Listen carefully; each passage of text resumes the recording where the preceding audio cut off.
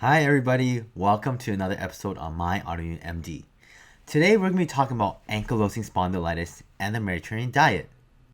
Everyone always has questions with ankylosing spondylitis and autoimmune disease as well. Whether or not diet can help with the disease, and in this case ankylosing spondylitis. There are some studies out there, but there's not enough studies on diet and ankylosing spondylitis. Well, in 2021, there was a study that came out on the Mediterranean diet and ankylosing spondylitis, and that's what we're going to be looking at today. This study, as I mentioned earlier, is on the Mediterranean diet and ankylosing spondylitis. Axial spondyloarthritis is another term for ankylosing spondylitis, and this study was done out of Italy. This study was done over 6 months, and the patients met with a nutritionist, and they were also evaluated by a rheumatologist as well, and they met with a nutritionist about every 2 months until month 6. If you're wondering what the Mediterranean diet consists of, well, the Mediterranean diet, as shown here, has a high consumption of olive oil, unrefined carbohydrates, fresh and dried fruit, vegetables, and fish. What the Mediterranean diet is lower on is dairy products, red meat, and has some red wine consumption. And this is a diet that they try to put the patients on. And what's great about the Mediterranean diet is that it's filled with antioxidants as well as omega-3 polyunsaturated fatty acids. So what's the conclusion of this study?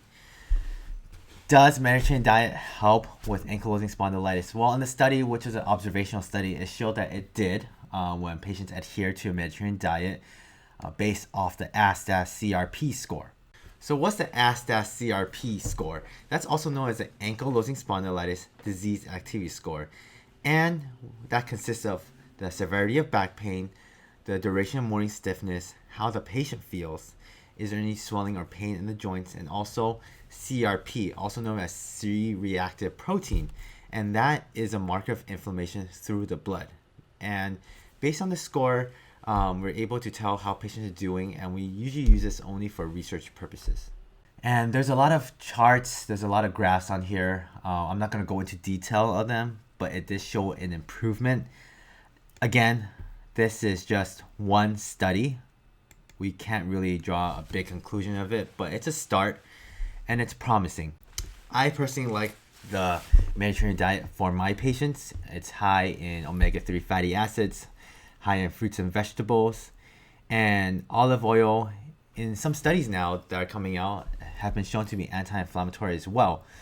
So I can't argue against the Mediterranean diet. I think the Mediterranean diet can be a great diet for patients who are looking to go on an anti-inflammatory diet. And the study just showed that it helped with ankylosing spondylitis. For more studies and more news on autoimmune disease and rheumatology, subscribe below, and I'll keep you up to date every week. See you later.